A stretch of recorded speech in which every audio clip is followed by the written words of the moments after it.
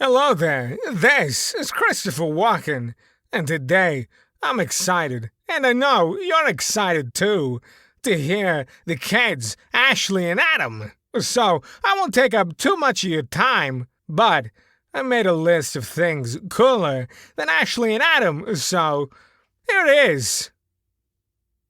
That's right, nothing, because nothing is cooler than these two. So give us a 5-star rating and tell your friends. We drop new content all week, so make sure to follow us on Instagram and YouTube while you're at it. And here we go! Hello, everyone. Welcome to another episode of Bikini in the Brain. I'm here with the lovely Ashley Kowalser, all the way in Hollywood, California. Hi, yes, that's me. I'm all the way over there and coming right through your screen, right through your speakers, blessing your speakers on this fine day. How are you, Adam? I'm doing good. The weather out here is great. Besides being, stuck inside for most of the time, I'm opening the windows and I'm enjoying it, getting my walks around.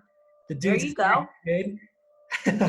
Yeah, it's actually crappy here. It's like rainy and it's been gloomy all day. And I actually like it gloomy whenever I have to stay inside because I feel like I'm not missing out on anything. It's like, okay. Oh, that makes sense. That Yeah. makes sense. Yeah. You know what's funny is I saw your video. I was watching Logan Paul the other day, and like he was in your complex. I was like, I saw his video. I'm bored, so I'm watching a lot of YouTube now. So I saw him in your complex, same doors, everything. Like he was in there. Oh yeah, he used to live here, and I actually was in one of his videos once. Oh yeah. Yeah, I gave him a piggyback ride. I know it's random, right? That is strange. So anyway, what do we got? What do we got today, Ashley? So, I thought you brought up a really good point the last podcast. Like something that we have the advantage of over other people is, we're typically healthier. If you're listening to this podcast, then you're probably in the loop of it. You're probably in the, whole fitness group. And it kind of makes you really appreciate that, especially during times like this. So, you're sitting home, you have a lot of extra time. And I've just been reflecting on like things that I'm grateful for. And one of those is like the fitness industry and how I'm very grateful to be a part of it because it has a lot of advantages. And I know you've mentioned before that a lot of things that fitness teaches us translates into the real world. So I thought we should probably talk about some of those things in today's podcast. Yeah, I think that's a really good idea, especially now with I think at this point it's almost like people are getting paid the dividends of their hard work, Mm-hmm. and like it's been very exposed that hey, the healthier the more you take care of yourself with health and fitness, the better you are for scenarios like what's going on right now. And so Right. it's great to see like people in our field that are, hey, you know what? If I get sick, I'm a very large percentage in that large percentage chance where I'm going to be okay. It's going to be rough for a few days type of thing. Mm-hmm. So I think that's, to appreciate that all of our hard work is paying off now, letting you live a little bit less stressed and a little bit more prepared, kind of essentially, I think about, kind of compared to like fighters in a war zone wearing bulletproof armor, right? A little bit, Yeah. Mm-hmm. I like that. Risk, you're still at risk, but yeah, I think it's great. So I'd rather be wearing that than nothing. So that's our bulletproof vest is this fitness stuff. So the gains, bro. The gains are my bulletproof vest. Yeah, that's a t-shirt. So let's go ahead and go into it, Ash. Mm-hmm. Yes. So I have them all written down here. But I would like for you to add on to this list and chime in as well. And I think the first thing that fitness has taught me is to stay consistent. Anybody that's ever achieved anything great in life didn't do that, just by doing a few days and then giving up. We're staying consistent. We know what the ultimate goal is for our bodies, and we work hard every day. and we have that mentality of like, I gotta stay on track, I gotta stay consistent, or this isn't going to work. Despite having roadblocks, despite having hurdles or any inconveniences along the way, we keep going. We know how to stay consistent. So that translates into many aspects of life. Yes, I completely agree. And I think that that's the thing you hear about too with a lot of people who start this and they completely complete it, you know, from start to finish, and they actually accomplish the goal of not just getting in shape, but staying in shape and learning that discipline from the sport that they apply to the rest of their life. I think that it's so important. And what's funny, when you hire, like when I hire people, right, in the like the prep center or whatever, like you could see the difference of people who've like done shows, or and I kind of compare them to like military people. Like military people are awesome people. If you guys employ anyone, military people are awesome to employ because they've been trained to like get through things. You know, they've been trained to be disciplined. They've been trained to be focused. And it's kind of like I wouldn't compare it to the same type of training, but like a minor military type training, you know, where, you know, you go through this prep stuff and you really find out who has what it takes to stick with something. You know, you really find out what you're made of, kind of speak. And then you apply that to your life, you know, very successful people in this world are the people that don't quit, you know, no matter what. It's going to be hard. Prep is going to be hard no matter how good your coach is, no matter how good your genetics are. It's going to be tough. And life is going to be tough no matter how lucky you are, no matter, you know, everyone. It's funny, there's this like group of, there's like this group that actually Jeff Taylor was in, and he told me about it. He's a chairman for out here in Colorado.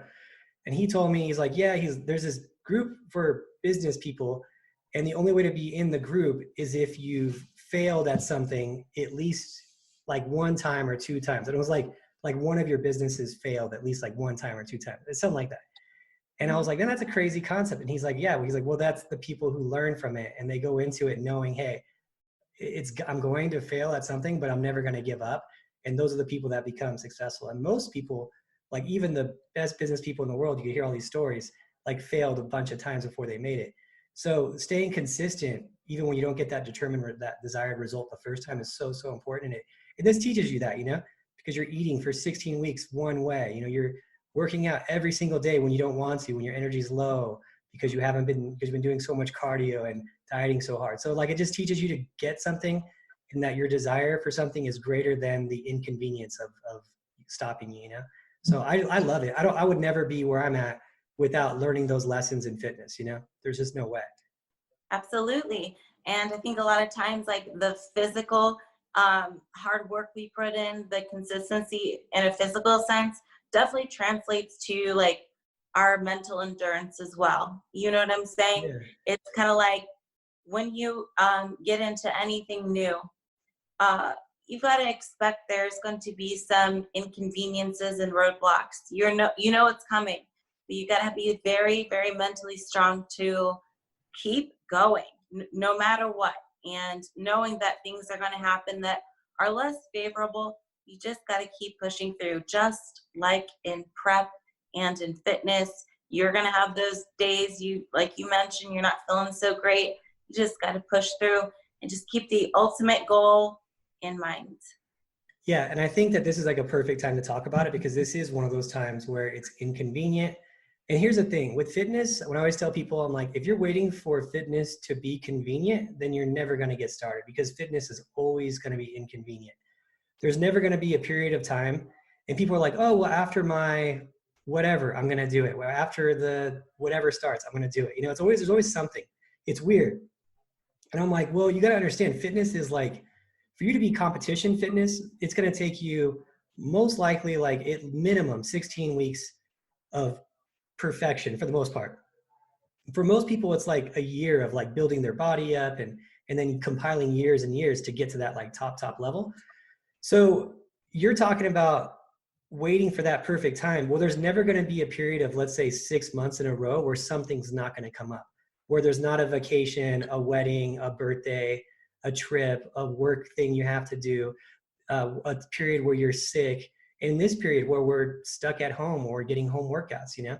So like, there's never gonna be a time for fitness to be convenient. So let's just put it out there. Fitness is inconvenient, and just accept it, and let's move on from it and do what you have to do to be fit still, right? So that's, you can dwell on the fact that, hey, I'm stuck at home, I can't get my workouts in the way I want to, whatever. Or you could be like Ashley, who's actually probably, her shoulder caps are looking better every week. Oh, stop it. You're going to make my shoulders blush right through this jacket. You better stop. You better stop. So that's the thing. Like, I think right now it's really cool because I'm finding out too from like my own people, like who's got the juice, like, are you one of those people that are doing it and you're like, hey, my home workouts, they're not ideal, but I'm making it work and I just need to maintain or make a little bit of progress, at least not go backwards during this time, and then I'll hit the gym and I can't wait to get to the gym when they open back up. I have those people, and I'm finding out a lot about my clients right now, who's the ones that are like not going to be stopped, and it's really cool to see that because, when I never had any period like this where the gyms were like closed down, but there'd be like holidays and stuff and I really wanted to work out. It's the same thing. It's just a longer period of time. The gym might be closed for a day or two and I would be like, oh, I'm going to go in my garage and find ways of making it work, So it's totally possible. So it's just a matter of you deciding to say, okay, it's inconvenient, it's not ideal, and I'm going to keep going, or being like, oh, I'll just wait till the gym's open again and giving yourself that excuse. The problem is you're going very fast, very quickly backwards when that happens. So the people who are mentally tough and making it through this and making the most out of it are going to be paid off by so much when they get back in the gym. I'm really excited to see. It's been nice to see like who's in it for real, like who's for real in this right now, So yep. Yeah, I like that. That was very beautifully stated, and it blends into the next point. Us in the fitness industry, we know how to work hard. Like, and I'm not even just talking about physically. You mentioned mentally tough, being mentally tough, and I cannot stress how true that is. And a lot of people think that you gotta be physically tough in our sport, but we gotta be so mentally tough as well. There's a big difference between people that talk a lot of stuff. Yeah, I'm gonna prep for a show. Yeah, I'm gonna compete this year. Yeah, I'm gonna do this and that. I'm going to run 4 miles a day. And then they just, maybe do it for like 2 days and be like, well, it's becoming too hard for me. And it's like, well, yeah, it's tough. And that's why not everyone looks the way we do, okay? If it were easy, everyone would do it. And not everyone out there, at least last time I checked, not everyone out there has abs, so I don't know. Yeah. I would say that the talking is gosh, it's frustrating. I would say that's the number one reason I won't work with some pros for like longer periods of times, is because they just talk and talk. And I'm like, dang, how did you get here? And something leaves them, the fire leaves them or something. And then they just don't have it. They're like, oh, I'm gonna give it my all. I'm gonna give it my all. And they're like, no execution. And I'm just like, I'm not gonna babysit you. You want it, let me know. If not, see you later. And it's very few people that are actually like in it for a long period who are still 100% dedicated like you. So I always say that I really admire that about you, because you don't go like, you just go, you're just like, I want this. And that's why you have the resume you have, and I think it's there's so much for people to learn from that. Like, and I think that people underestimate how important it is to just be consistent and fight through it. And that the motivation comes with the consistency. I think that as soon as you give in to you not being consistent, then the motivation is harder to get back. But if you're just like, you force yourself through those days, and then next thing you know, you're like, that's just how it is, And I think that you've done a really good job and been a really good example of that. So wow, thank you. I feel the same way about you. You are the hardest worker I know by far, and you work way harder than me. And you do that not just in the gym, but in your career as well. And one of my favorite things is get comfortable with being uncomfortable. I can't stress that enough. It's a big deal for me. It's kind of like, yeah, it's going to hurt and it's going to be very uncomfortable. And, even going back even a little further, it's not convenient, but get comfortable with that feeling, because being uncomfortable is what's going to make you grow going to make you better. And like, nothing in life is ever just so straightforward and 100% like consistent all the time. There's always going to be times it's going to be tougher than others, but like, you just got to push through, keep that ultimate goal in mind. Yeah, I think that's very well said. Very well said on that. And I think people need to like reassess that on a daily basis too, and like think about, okay, because it's funny, and that's going to go into something else too. It's funny because I'll get a lot of people who want to be pro, right? And they'll be like, oh, I want to be a pro competitor. And I'm like, okay, why? And then they don't have like an answer, you know? Like, well, if you don't have a why for that, then of course it's going to be hard for you to stay dedicated. Like, you need to go past the why. Like, you need to go, what is it going to do for you? Why are you willing to work so hard? When it gets hard, what's going to be that driving factor to like keep you consistent? And it's so important to like know the past that, you know, what is it going to benefit you to do that? And then go from there. You know, people are like, I'll get a lot of, oh, I just want to get to the Olympia stage one day. I'm like, okay, and let's say you did that. And then what? You know, and you just got to know like, okay, this is why I'm doing it for whatever, you know, and just have that reason. If you have that reason, that why, which we have, it's like, what's your why? We talked about that. It's going to make such a big difference in like your daily thing. And I want to go back to your like the mental part of it being mentally tough too. I forgot to mention on that. I think that especially with our listeners, which are probably like 80% bikini, I think that bikini is the hardest mental out of all the divisions. I think bikini is the most mentally tough.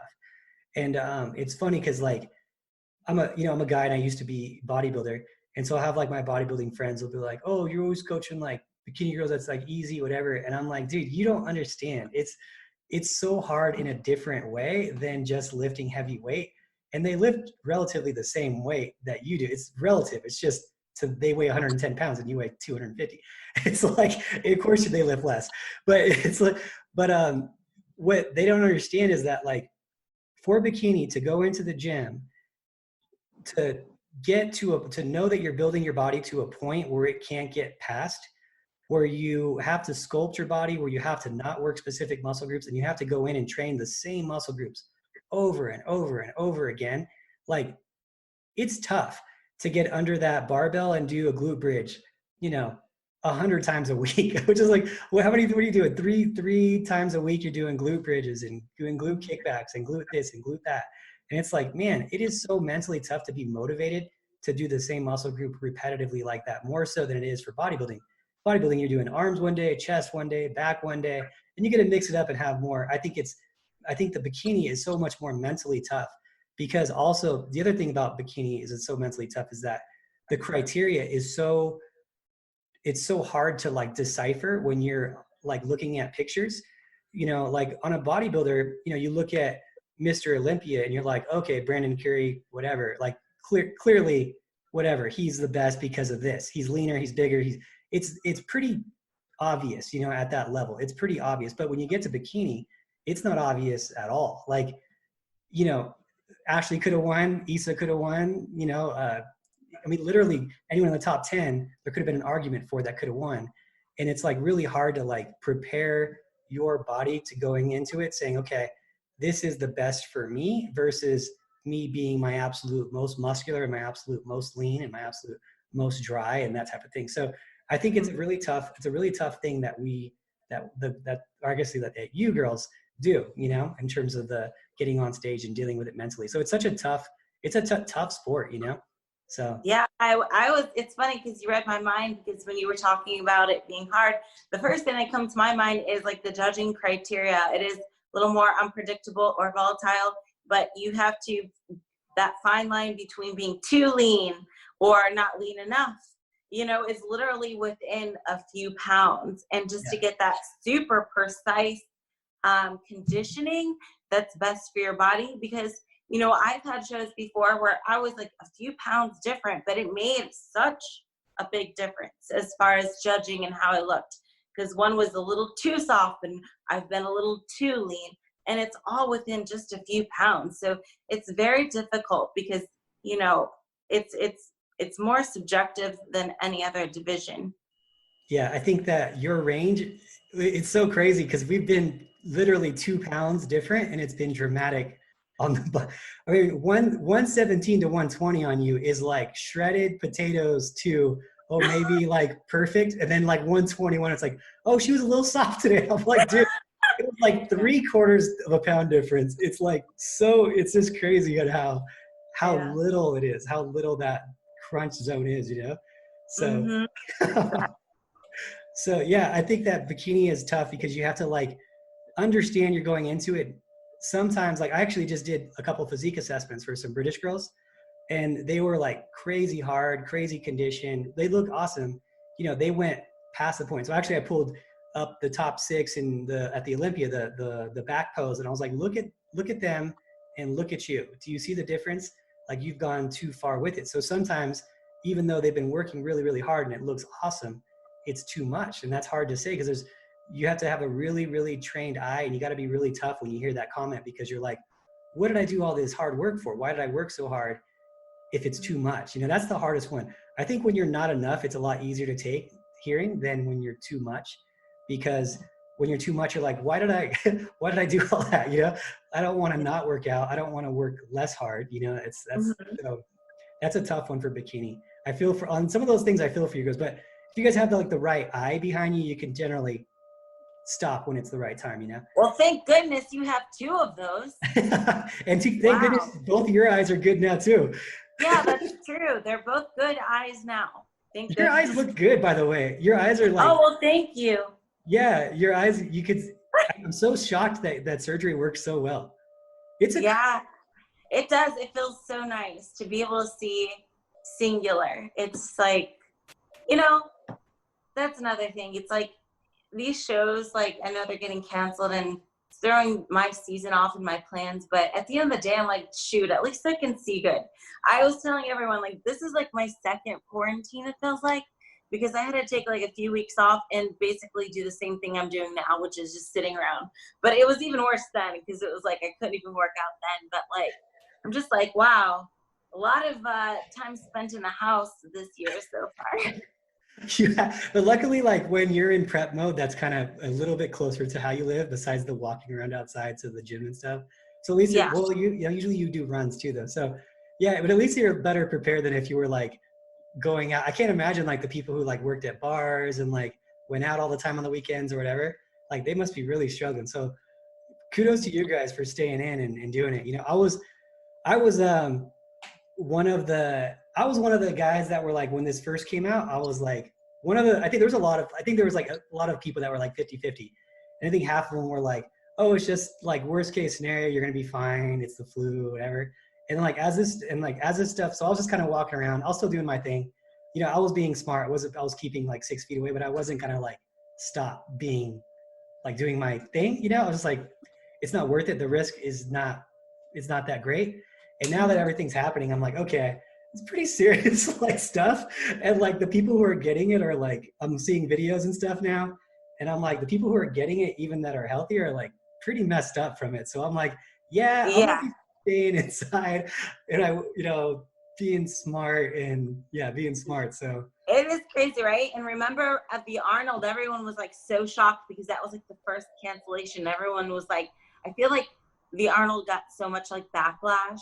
But now in hindsight, everyone kind of understands it more. But everyone was so pissed at like the Arnold Expo being canceled. But you know, thank goodness it did. But yeah, you're right. It is getting more real now, right? I'm like I told you, I actually know 4 people in my real life, like not friends, but like acquaintances that have it, like went through the drive-through, tested positive and everything. And although they're not going to die, they're fine.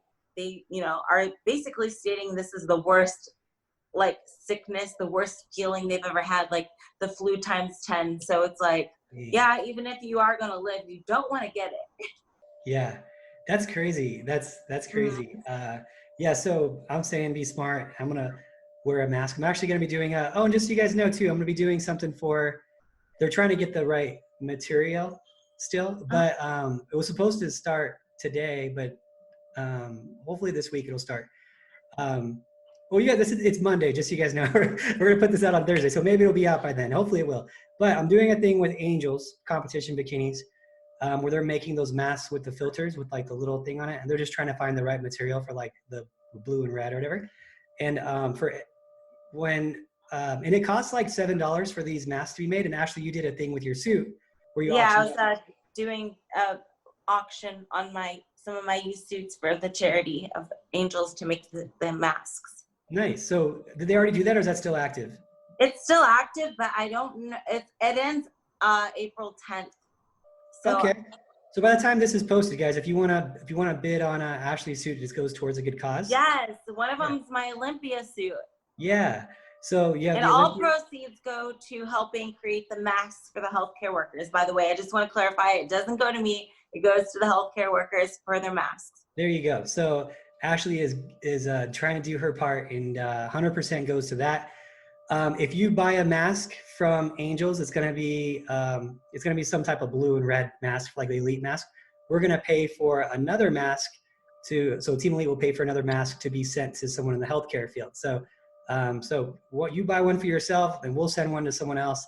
We're gonna do that for quite a few masks. So hundreds at least is what I'm committing to. So yeah, so they cost like $7 a piece, so it's pretty cheap to get one. So think of it as like being like $350 for you and $350 for someone else type of thing. So so yeah, anyways, I think that's pretty cool that Angels is doing that, you know, keeping their people employed and keeping them working. And I think that's really cool of Angels. So props to you guys, Angels. So anyway, I don't know, where was I going with that? I think it was just because the conversation of Corona we talked about. So oh yeah, I think that I don't know. I can move on to the next point if you want me to, though. what else is there anything else you want to add to that? Working hard? No, I think we're going to cover some good points in the next topic, All right. which is us fitness people go above and beyond what is expected of us, because we all know that mediocre effort equals mediocre results. And anybody that's been super successful in their life in whatever it is that they do did not get there by just doing like the bare minimum. All right. The bare minimum is for normal people, and we are not normal. We are superhumans. You know what I'm saying? We are doing way more workouts than the average person. We are eating way better than the average person. Therefore, we go above and beyond what is expected of us. Absolutely. I think that you're a great testament to that.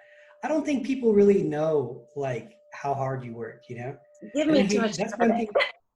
Honestly, that's one thing I really, if anything bothers me, I don't care about what people say. Like usually like in your comments or whatever, like when they're like, oh, you look better when you were leaner. Oh, you look better when you were I love getting like, that. Not. I don't even care about that stuff. The only thing I care about is when people say, oh, well, she's got great genetics. That's the one I'm like, you guys, like if you knew how hard she actually worked to accomplish this, like it would break most people. I mean, there was that first year, I mean, I don't know how I didn't break you, you know, it was like, it was so hard.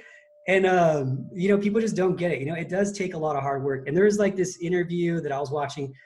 If you guys have been listening to this stuff for a while, you know, I listen to a lot of like cool stories, documentaries, motivational speakers, things like that. And this one I was watching was Mike Tyson. He's like my childhood, like one of my childhood like heroes is like Mike Tyson. And he was talking and he was like, yeah, he goes, I don't like being called Mike anymore. I just want to be called like Michael Tyson. He's like, because Mike Tyson was like this guy I was to accomplish a goal. And that guy, he doesn't even exist anymore. I don't even like talking about him anymore. You know, like he's like, all he was a guy for me to have the platform that I have now, but I would never want to be that guy again. You know, he's like, he was for me to accomplish what I accomplished. It took me turning into someone else, like me being just completely focused on my goal, so focused on it that I couldn't see past anything else. I didn't want to do anything else. He's like, and I became the world champion because of that. He's like, but I just don't want, that part of me is done now. But it was cool to see because one, I mean, you see, one, I think it was really cool because I don't think you'd ever see a guy like Floyd Mayweather not say he's the world champion. You know, like he would never just not brag about how cool he is, right? You know, kind of like a Kanye West scenario. But like Mike Tyson doesn't even want to talk about it. He's like, hey, like that's done, you know? Like he's so humble in it. And it just, all he knew is that he just wanted to accomplish this goal and he worked so hard that it consumed him completely to get there. Dorian Yates said the same thing when he won the Olympics. Like, it just consumed me to the point where like that's all you could do is focus on that, and that's what it takes. I mean, it takes you giving such an effort that it takes so much out of you, that it kind of becomes part of you. It becomes part of your personality and stuff too. Like, if you want something bad, you're gonna have to be willing to outwork other people. And if you want to be like a world champion level, it is going to take an extraordinary effort. If you want to make it to Major League Baseball, it's going to take an extraordinary effort because they're extraordinary people. But if it's your passion, like if you really love it, it's not going to feel ever like you're doing that. It's going to feel like you're just living, it's just your normal day. And so, so anyway, I commend you on that, Ashley, because you've been able to do it for the test. Wow, is this the Compliment Ashley podcast? You know what? Like for every point you give me a compliment. It's just thank you. It's just the time thing, and that's what it is. It's just the time. That's what people don't get, and that's what I really like. The longer I do this, the more I realize it's not about being dedicated for like 16 weeks. I think anyone can force themselves to do that. It's about being consistent for very, very long. And that's why you see too, with like trainers, I'll get a lot of trainers, a lot of coaches. They'll be like, how did you get to to that level, to like the upper levels or whatever of coaching? And I'm like, do you see how hard I work now? And they'll be like, yeah, I've heard, like I'm in the office, 10, 12 hours a day at least. And they're like, well, like I've done that every day since I was 18, that's how it didn't happen overnight. It was just years and years of being dedicated to this and trying so hard every single day to be a little bit better. And it's like, some people would say, yeah, that's unhealthy, but I'm like, no, dude, that's what makes me happy. So if it makes me happy, then there's not a problem with it. So if this is your thing and it truly makes you happy, then keep doing it, man. Keep going harder, go get as far as you possibly can. Make sure that when you are 70 years old, you look back and you're like, I couldn't have done any more. That's literally how I live every day. And I'm like, look, if I could have done more, I don't want to go to sleep that night. I want to do everything I can and only sleep because I have to, like that's literally, and when I'm 70, I'm going to look back and be like, I accomplished whatever it was, that whatever the goal is, I accomplished that. And and if I didn't accomplish it, I'm going to say, well, there's nothing else I could have done. So I think that losing that time is just the worst thing in the world. So absolutely, I agree. And I would like to add on to that, about being extremely dedicated to a goal. A lot of people will kind of try to put you down for it in a way because they know that they're not that dedicated, and they might say something like, "Oh, so that's your life? Oh, that doesn't sound fun," And it's like, yeah, this is my life, and I love it. Like, it's way more exciting than your life, I bet. But like, you know what I'm saying? I feel like people use that kind of phrase a lot whenever they're, maybe not admitting to their lack of commitment to something they're super passionate about. Yeah, I think that's 100% what it is. It's like, it's almost like what do they call it when you give someone a compliment, a backhanded compliment, I think is what it's called. Yeah. Right? You're like, oh, well, that's cool if you like it, that type of thing. Like, I don't know what it is about that. It's like, there's like some type of makes people feel better about themselves when they're bringing others down closer to their level or whatnot, instead of like just saying, okay, I should be doing something with my life where I'm dedicating it and giving my best to something, no matter what it is. I don't care if it's fitness, whatever. Like, if it's your work and you want to be the best, whatever it is, like, and that's the thing too about, I think in America, especially, like, if you want to, whatever, let's say you want to be successful in something and make good money, like, it doesn't matter what you pick, as long as you put in that effort, you're going to be rewarded for it. As long as you put forth that effort, if you look at like, I mean, it could be even something silly, like I'm just going to throw out anything. Like, so if you're an entry level like server, or if you're like the best server in the world, right? So like the best server in the world probably is killing it. And they're at some fancy restaurant. They learned the whole wine thing. They probably went to extra courses to learn like wine so they can sell it to customers. And they're probably just crushing it. I've heard of servers doing like 140 grand a year, so they're probably just crushing it because they've put the extra effort in. Or you could be, at some small restaurant and not pushing yourself, you know? So the difference is, especially in America, especially with our reach these days of where you can reach and where you can go with everything, and everyone's so like, internet and social media has just made the world so small and so connected that like there's really no reason for you not to be successful, you know. If this has got, if the, you know, the whole corona thing has put you out of work, I feel for you, you know, that sucks. I'm slower too, of course, but this is a great time to assess what you've been doing, what you want to do, and maybe attack, you know, when you come out of this in a different way. Maybe it'd be the best thing that ever happened to you, you know. I like that. That's a good point. Oh yeah, totally. I mean, I was, for me to get here, I had to be forced in directions, you know, like with when I left 24 Hour Fitness and I went to Club USA to like go to that gym, that was like the best thing that ever happened. I didn't really want that to happen, you know. When I was at Armbrust, I had my office there. At a certain point, I was supposed to partner with Armbrust and actually be part of the owners of that gym and make our gym, our prep center kind of in there and make it bigger. And that didn't work out. So I opened up our prep center just to have ours. And then because of that, that wasn't an ideal circumstance when that first happened, but it happened and it was like the best thing that could have happened. I was like so happy about it now. At the time, I was like, well, we just need a place, you know? But then this all happened because of like, you know, bad things. I had to sell my house. I had to sell my cars. I had to like sleep on the floor in the prep center to like make it work. And it was like, you know, it was a bad scenario, you know, but it worked out and it was like the best thing that happened to me. So I know there's people out there probably right now struggling. And I feel I've talked to a few, especially like in this business, there's a lot of trainers who are out of work right now and whatnot. But this is a time to like really look at yourself, look at your business, look at your goals, and like attack it when it comes out with something that you've never attacked it before, and just see how great you could push it to, you know? So usually it's going to probably be the best thing for a lot of people is like when they come out of this, like, because they get to assess everything, you know? So. Yes, you've got a lot of time to think now and create a plan. That's really good point. And I don't think a lot of people look at it that way, but yeah, definitely take advantage and utilize this time you have to think and force yourself into perhaps a different route that's going to better your career in the long run. Yeah, for sure. Yeah, I've looked at all my stuff and restructured a whole bunch of things just this time, you know, so it's been great. So anyway, what about you, Ashley? What have you been doing differently? Anything new with this time that you've had? No, I've honestly just been trying to stay as consistent as possible and not to stray away from my routine that I would have normally. I think that's the key for me. I still wake up early. I still eat the same foods.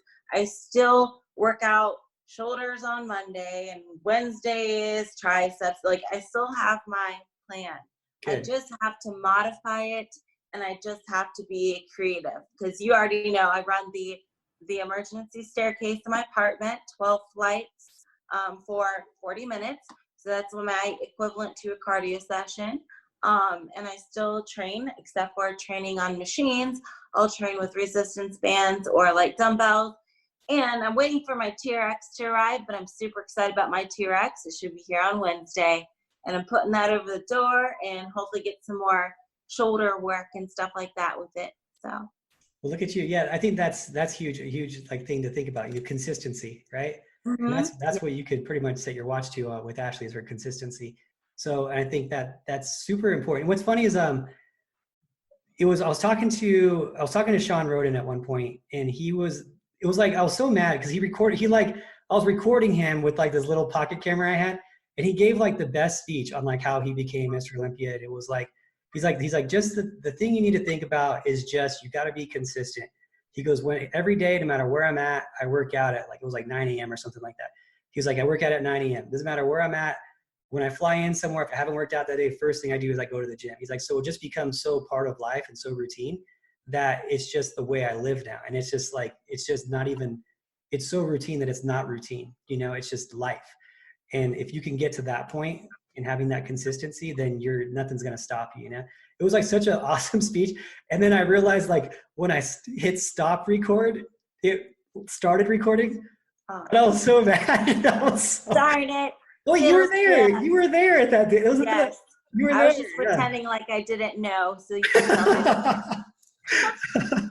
That's But I so, like that you said that, because you know what? That was one of the points I wrote down, was good habits. Because we as fitness folk, we have some good, healthy habits that we don't even think twice about. We just do it. For example, choosing Diet Coke over regular Coke. Like, that's a no-brainer for us. It's like no-brainer, right? But for the average person, they might try to justify, having regular Coke instead. We do things without thinking, and healthy things, because that's kind of what's been engraved in us. And that's what we've been doing for however long we've been doing fitness. For me, it was a long time. But like, the more you're into fitness, the more you do these things on a schedule, on a day-to-day basis, the more habit it becomes, the less you even have to think. yeah. And I think that's the key to all things in life, right? And like in being successful, is just creating that habit, because like, I don't even at this point with like with being in like the prep center and stuff, like I don't even know how to live it a different way. It's just, I wouldn't know what to do. I come in here to the office, I'm sneaking into my office, and luckily we have a doctor here, so I'm allowed to come to my office. Can't use like the gym part of it for the most part. But, yeah, guys, you hear that? So stop tattletelling. I know. Yeah, we had the police come in here already. What happened? We had the police. If you guys know, like, so they patrol it. The police came in here and they like just checked to make sure that we didn't have like a bunch of people working out in the gym and that we had less than 10. And then like the city council like got involved here too, and they're like, oh no, they have doctors, and we have physical therapists and chiropractors here. So they're like, they're allowed to be there. They just can't have like open gym sessions. So as long as there's not a bunch of cars in the parking lot, we're okay. So I get to sneak in here and get to my office. I'm actually allowed to be here because I own the building, so that's nice. But yeah, it's nice to at least have that. Like, I'm just here all day long though. Like, I'm just here like watching YouTube. I just don't want to be at the house all day. And I'll sneak down and get a workout, little things. So luckily I'm like the only one that uses it, so it's clean. But yeah, it's been a great like time though, like getting to just focus on other things and not have any distractions. I've appreciated it, but definitely ready to open life back up at this point. What do you think is going to happen though? Do you think people are going to like just, I saw that did you see that thing? They opened up beaches in one place and then everyone was at the beach. Oh yeah. I mean, different states have different regulations.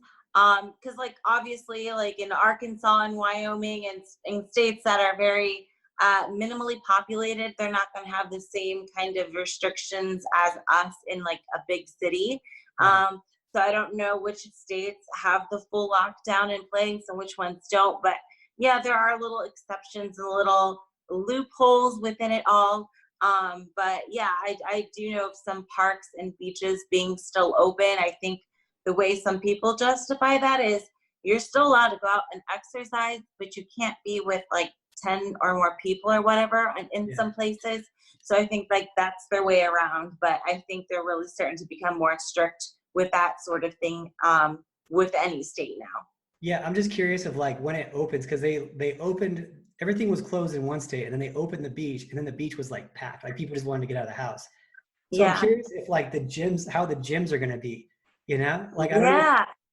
That is going to be interesting. Yeah, because I wouldn't go to I would go to the gym because there's not that many people there usually. You can usually keep 6 feet apart. I'd probably wear a mask though these days because I don't want to get that. But I think that's the cool thing too, is it's become socially acceptable like it is in China and Korea to like wear a mask out here now. It's like socially acceptable. But like events, like sporting events and stuff, I don't think anyone's going to want to go and sit next to that many people for like that's maybe they'll do like a 25% capacity and everyone has to sit like 6 feet apart. I'm not sure. I think those sporting events will be one of the last things to open because it's not essential, and also it's a breeding ground for that type of thing because everyone's so close. But hey, we could be wrong. I think the next few weeks is going to be very telling of what's going to happen. So we'll have to see. We'll just have to see. But hopefully sooner than later it becomes like back to normal is what I'm hoping. What everyone's hoping. Yeah, we'll see. Wouldn't it be so cool if like they're just like, oh hey, like tomorrow, they're like, we found a vaccine. It works really good. Let's just, you guys Right. just on Friday, everyone go to Walgreens. We'll have it ready for you. That'd be like, Oh, wouldn't that be nice? They're predicting 18 months for a yeah, vaccine. that's not happening anytime soon. So, Yeah. so anyway, it's hard to not get distracted by that topic, right? Because it's like Right. part of our life right now, you know? It is very part of our life. Yeah, it's so crazy that this is like literally 3 weeks ago. I was like, oh, whatever, it'll come and go. It's not even a big deal. Like, it's just like the flu. Like, and then now it's like everything got like our whole life changed. You know, it's just so crazy that this happened. I know. But at the same time, I think it's kind of cool we're documenting this because we'll look back in the future and be like, whoa, remember that one time? Yeah. Remember? That one time America got shut down. Yeah. Like, crazy. Who could have ever saw that coming? Dude. Oh, sorry, go ahead. No, I was just agreeing with you. Okay. Another thing that I think is super beneficial about being in the fitness industry is it has allowed me to really learn my body and to become so in tune with my body. For example, I know how my body will feel after eating this or that or how it's going to look. I'm super aware of my health. And I think that's such an advantage. And I think that is so helpful. I mean, not necessarily to apply to other career paths, but in general, that is a life skill that I will have forever. And it will help me all the time, including now more than ever, to be so in tune with your body and your health. Yeah, honestly, actually, that's a really good point because that's something that a lot of people don't talk about, to be honest, within prep too, because it's really difficult. Like you're never going to be, your prep coach is never going to be able to know some of the things that you know about yourself because they're not inside of you, you know, they're not you, you know? So like if you're going through prep, this is like a great lesson actually. If you're going through prep and you're trying to figure out like which carbs absorb like best for you or which, like how you digest which carbs best. You know, one day if you want to eat like a bunch of oatmeal and then one day eat a bunch of rice and one day eat a bunch of sweet potatoes and just see like how you felt on those days, like where you felt best, where you're like had less acid reflux, where you had less like bloating of your stomach. Like it's good to figure those things out because that last week of prep, you know, I'm going to say have, you know, white rice, sweet potato, or whatever, maybe oatmeal, whatever those last for your carbs. But you would know more than I would know about your physique, which ones you feel best on, which ones cause you the most bloating, which ones, you know, you're going to digest best too. So that's a really good way to like, especially when you're going into prep, like test that out and see how is it going to be best? Because if you're feeling like, let's say you feel gassy or you're having acid reflux because you ate oatmeal, well, then that's probably not the carb you want to be loading with the week of your peak week. You know, you probably want to eliminate that to help minimize your waistline and inflammation, and your body's obviously not responding very well to it. So like that's some great information that you can learn about yourself to help you look better the day of the stage, but also probably just feel better period in life, you know, like with, what's really funny, it's actually not funny, it's really sad to be honest. I was working with this girl, Leah Thompson. She's one of my friends. She's a long time ago client, maybe like 9 years ago. So hi Leah, if you hear this. She was always really like sick in her, like always had some type of issues, like intestinal issues, you know, like, and she thought she had IBS and all these things. And doctors for years were like, oh, try this, medication, whatever. And then I was like, well, how much artificial sweetener are you eating? Are you taking in? She's like, well, I drink quite a few of those like packets, like the little packets of stuff. And also like, I don't know if it was like energy drinks or whatever it was, and some protein powders. And it was like, we're adding it up. I was like, it's quite a bit, you know, you're having quite a bit with your protein powder, with your protein bar, with your, maybe she had an energy drink, who knows, and then had the packets in her coffee. I'm like, why don't you just try cutting that for a little while? And she did for like 2 or 3 days. And she's like, Adam, I've been to like so many doctors, so many specialists, so many different things for my issues. And it was like that the whole time. She goes, no one told me it was nutrition based. They just tried to fix me with pills and stuff. She's like, and I didn't really like research it until it's more like public now. A lot of people more know that now, but like 10 years ago, no one really knew this. No one was talking about it, you know? And so she's been fine. She just had to minimize her artificial sweeteners. And so like, how much better is her life now because of fitness, because of being hyper aware of what she's putting into her body? Is her quality of life now? You know, it's dramatically different, you know? So I think that's a great point. Absolutely. And the last point I have written down is us fitness people have a good self-control. We got good self-control, you know? We don't give in to like a temporary satisfaction such as a cake, because we know what the long-term results we want are. And in order to get to that long-term goal, we need to, like I mentioned, stay consistent, but have the self-control to not indulge or do activities that are going to hinder our goals. Yeah, I think that that's really, really important. You know what, too? Like, let's go into cheat meal real quick. All right. Like, here's the thing about a cheat meal. This is what, you know what, I used to have this, man, this was like 20 years ago at this point. I think I was like 19 and I was a trainer. I was the fitness manager at a 24 Hour Fitness.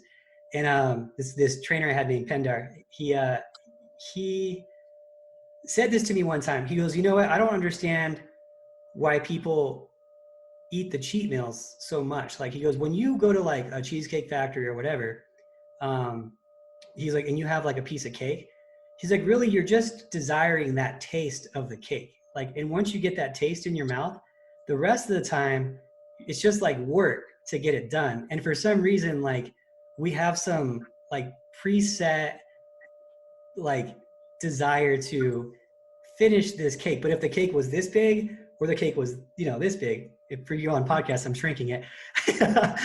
Like, you would eat the whole thing either way, but either way, you'd be satisfied. You'd be satisfied with the little piece, or you'd be satisfied with half the cake. So basically the point is that you're satisfied just having the cake. So why are we going so crazy with it? It's just the taste. So now I know that it sounds crazy. People are going to think that I'm an alien with this, but if I want like some cheesecake, I literally just have 1 or 2 bites, and I'm like, that's all I wanted was the taste. The rest of it's just pure consumption of, you know what I mean? It's like, I don't know. Ever since I heard that from him, I was like, you know what? You're right. Like, it really is just that taste. And the rest of it's just like, we're thinking we should finish it. You know what I mean? Unless you're Ashley likes to, she hates wasting food, but you could share it or whatever. So like, yeah, just being conscious of what's going to happen from it. I think a lot of it too, for me, is like the guilt of it.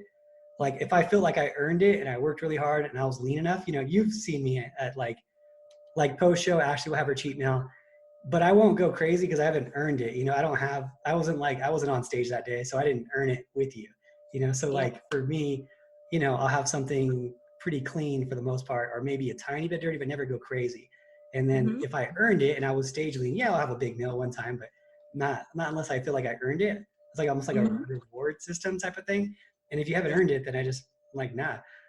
Right? Like I told you before, I mean, sometimes with things like that, if you want to really deter your thinking from that you need that piece of cake, if you do the math and you add up how many calories are in that cake and how long it took you to eat that cake, and then do some sort of math division or whatever system. I was never good at math, but do whatever you got to do to realize how much cardio you got to do to burn that empty calorie filled cake off. And I know that might be a little touchy subject for some people, but it's kind of like the harsh truth of it. Like, how many miles do I have to run to burn off this piece of cake? I think I'm much like you. I want a taste of it, but I don't want the whole thing. I'll have a bite of somebody's. My taste buds are curious. They want to know what it tastes like, but I don't want to have the whole thing, because I know that although it tastes good in the moment, it's a lot of work to get that off. It's a lot of work. Yeah, you always are. You're always like a picker. You always like, yeah, you're like that. Though I don't think, you know what, it's funny because it's weird that in today's day, I understand like why that's a sensitive issue, because a lot of people now are about like balance and this and that. And I think that that's great. And I think you should live balanced. But you need to remember too, the level that Ashley's competing at, you know, there's not a lot of room for balance at that level. You know, we're talking the number one girls in the world, like not just, you know, your local show. We're talking like the best girls from every country in the world, you know, narrowed down to the top 25 or so. So yeah, any professional sport at that level is going to be a little less balanced. You know, you're going to have the same type of, you know. But that's the life I chose, Adam, and I There's love nothing it. wrong with that. That's, you're playing Yeah, professional I loved sports. my life. I chose that. So Yeah, I think I know what I got to do to be my best. people make that confusion, I think, all the time. Like, I always want this to be for everyone. You know, I want it to be in a sustainable, I want it to be obtainable, and I want you to have it with the highest amount of food and the lowest amount of cardio you could do to get that desired goal. But at the same time, we're talking about extremes here. You know, we're talking about playing a professional sport, just like any professional sport, where the prize at hand is being named the number one person in the world. Yes, that is not going to be balanced. That is, you got to be realistic with your goals and your expectations to accomplish those goals at the same time as still having that balance. You know, so like there's a fine line there, you know, that you need to really kind of like accept. You know, this is a professional sport. I'm not going to get there by, you know, eating cake all the time. This is not going to happen, you know? So like, Right. that's just something I think that needs to be like out there. Yes, everyone can be fit and everyone can do shows. If you want to be at the very highest level, it's going to take something very exceptional, very, very exceptional. And if you're trying to do it in another way and you haven't in years yet, you might want to look at that as the reason, because that's just the reality of things. You know, it's a sad reality. And the side note, I get fluffy easy, so I got to be extra careful compared to the others. I got to be extra careful. But you know, I think like in our sport, diet is very, very important, right? More so than it would be in gymnastics or tennis or anything like that. They're not you know, going for the physique. The winner of the sport that they play isn't based on their physiques. Ours are. So that's why diet definitely plays a big role. But at the same time, their performance and what they need to do to train, like we're talking about gymnasts doing 4 or 5 hours a day, you know, training. Now, if you that to us seems like, whoa, that's a lot. So I think it's all how you look at things. If you look at the top of any sport, of course, they got to do above and beyond. They got to do way more than the regular person. But for us, I feel like the training isn't as much as the diet is super, super important. Most of us aren't putting in 5 hours at the gym. Maybe you have before, but that's not a daily thing. You know what I mean? So it's kind of like, it's like putting things into perspective, I guess.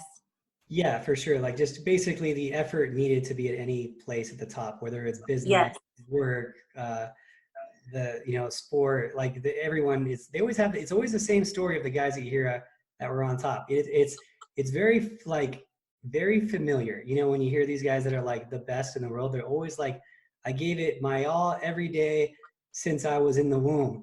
You know, like, you know, it's like all they can remember is having a baseball bat in their hand or having a basketball. Like, it's always the same thing. The dedication is it's just in them, you know? So it's like, if you want it, you got to show it, you know, it can't just be, I want it on Thursday, you know, it's, I want it 24/7, you know, all the time. So I think that this is a great time to, you know, you're at your house and to assess your goals and assess your actions if they match your goals, and be honest with yourself. You know, there's no one you need to be honest with besides yourself about if you're doing enough to get to where you want to get. Where you know, I guess we're kind of huge. We're both like huge on that. You know, we're both like, okay, guys, enough with the reach for your best, you know, type of thing. I don't know.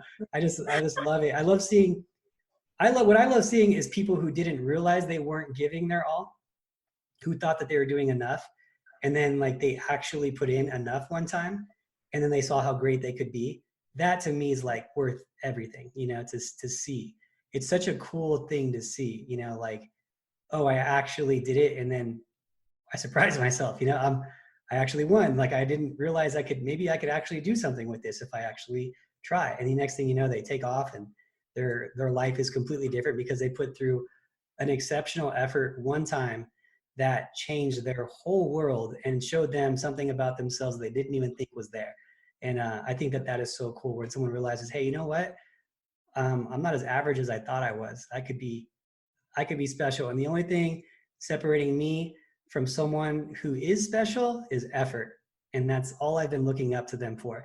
And people don't realize, hey, I'm looking up to this person who I think is special. They're not special. They're just efforted. And that's it. I think we should use that word interchangeably between exceptional, special, and efforted. Those are all, synonyms. Is that a real word? Is that a real word? Efforted? I don't know. But I think everyone gets it, right? I've heard it. Yeah. I definitely didn't. I like it. We'll make it a word if it's not. Yeah, someone, you're allowed to call me out. I don't care in the comments. Efforted is not a real word. I don't know. Let's make it one. We're going to make it a word because just like there's different names for exercises and you can make up whatever, we're making up this word. You'll see it in the dictionary and give it like 4 years. Yeah. You know what? My new goal in life is to get to the level where I can say something and a word will be there, like Snoop Dogg or something. Oh yeah. That'd be cool. We should both have the goal of leaving one word before we die in the Urban Dictionary. I like it. Mine is efforted unless it's actually a word. So with that it sounds like that's what we got, huh? Yes, unless you can think of any other things that this wonderful sport fitness has taught you to apply to your everyday life. You know what? I think that for everyone here kind of knows what the sport for me, that's why I live the sport and can't wait to give back to the sport, and I'm just so consumed by it, is because when I was at my hardest times in life, it was always there for me, and it gave me a place to go. It gave me a place to be safe. It gave me something to strive for. It gave me something to learn about every day. It gave me my career. I mean, it's crazy that isn't it? It's, to me, it's I still think about it sometimes. It's nuts that one day some crazy guy started lifting weights and realized, can you imagine the concept of this? Think about the pure concept of bodybuilding, right? Not how we see it now, because we grew up with it. So it's very normal. But you imagine being the first guy to start lifting things up and putting them down and being oh, I think I could build more muscle if I lifted this up and put it down. That sounds so stupid. You know what I mean? You imagine that. Frank, what are you doing over there lifting those? Because you don't know off of doing it for one day. You have to do it for days and days and days. Yeah. So oh no, you see crazy Frank down the street? He keeps lifting shit up and putting it down. I don't know what he's doing. Can you imagine that happening for the first time? Dude, that's something I never thought of, but it's it's very intriguing. Who was that first person to realize, oh wait, if I keep doing this over and over, I'm gonna get buff. The concept of it is ludicrous. You know what I mean? It's just crazy to think about. Why would I do that? Why would I do that ever? Unless and then you have to do it for months to realize it's actually doing something. So someone had to do this for a very long period of time before they started realizing they made them. Perhaps it was the blacksmiths. You know what? I read something of one time that there was guys at this is what I don't know if this is the truth or where it stemmed from, because no one really I think fully knows the answer. But there was guys in a bar. This is what I heard. There's guys in a bar, and they would, on Friday nights, they would see who could lift the heaviest stuff. And everyone would sit around and drink and watch these really big men, burly men, lift weight and see who could lift the most weight. And it was a drunk thing. And they would go to the bar and they would do it. And then I guess maybe it stemmed from that. I don't know if it they kept getting heavier weights and heavier weights as they kept training for it. I don't know. But I just can't imagine the whole point of it is I can't imagine that happened. The whole thing happened and now this is what we do. You know what I mean? We're reaping the benefits of someone figuring this out. And it just seems so hard to figure out, just to start doing it, So yeah. It's I to me, think they would figure out the diet faster than the lifting. That's for sure. Like, yeah, oh, if you eat less, you'll get skinnier or whatever. But that's a good point, and yeah. that is It's, so true. Like when I was a little kid, I never thought like, I like oh, what do you want to be when you grow up? Do you want to, you want to be a firefighter? And I would have never thought like I want to be a bikini athlete. Like, yeah, what? like that's not even like a job. For you guys watching on video, like something, I got something in my eye, and it's like my right eye. Like, I swear I'm not crying about that. It was like the perfect time for that to happen. Oh, what's going on? I have like sunblock lotion, I think, is in my eye. Oh no. I know. I'm gonna do the rest of the podcast like this. So yeah. So anyway, like just to think about that stuff and like be grateful for that we have the opportunity of actually this being your career. And if you're a trainer out there who's going through a hard time because you're not able to train right now, like to just even know how fortunate that you were that this is even a job, that this even became a thing it's such a crazy concept. Like Ashley is, travels around the world, has traveled to more places than she can probably count, because she is a professional bikini competitor and that's her job. It's crazy. And all of you out there who are listening have that same opportunity as long as you put forth the work, and how fitness can be changing your life. And you could be doing these podcasts one day too, talking about what it's done for you. There's nothing, and I think there's something that makes like Ashley special, but really the reality is we're like just regular people who put in a lot of effort. And I hope that like when you guys listen to this podcast, that it motivates some other people to find out how great they could be if they really put in that effort, So there you go. I guess we'll leave you Beautiful. with that. Is it? Beautiful. Is it? I'm tearing up. Last week, I'm lotioning up. Last week, you left with that fire motivational quote, or saying or speech. Oh yeah. That's all I got though. Okay, well, I'm about to end with another good one. You know what, Ashley? You're bringing the fire lately. I'm trying. I'm trying to bring the fire through the speakers. But yeah, my message to you is, hey, you. Yes, you. Yes, you. There isn't anybody else here. I'm talking to you through the speaker or the screen. I just want to say, if you listened all the way to the end of this podcast, you are my friend. We are friends for life, okay? You can call me up anytime, and just be like, hey, Ashley, how are things going? And I will say, good. And you? So I just want to say you made a new friend today if you listen to the end of this podcast. And, I freaking love you. So thank you for listening. And we appreciate you so much. You have 2 new friends now, actually. I'm sure Adam thinks the same way as I do. Yes. We're all friends. So don't ever say that you don't have friends, because we're both your friend. Ashley, and you're a cool kid. Ashley, sometimes you're weird.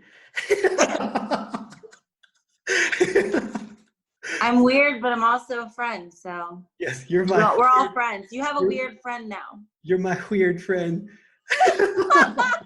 All right, guys, we'll talk to you next week. Thanks so much for listening. Bye. Thank you. Bye.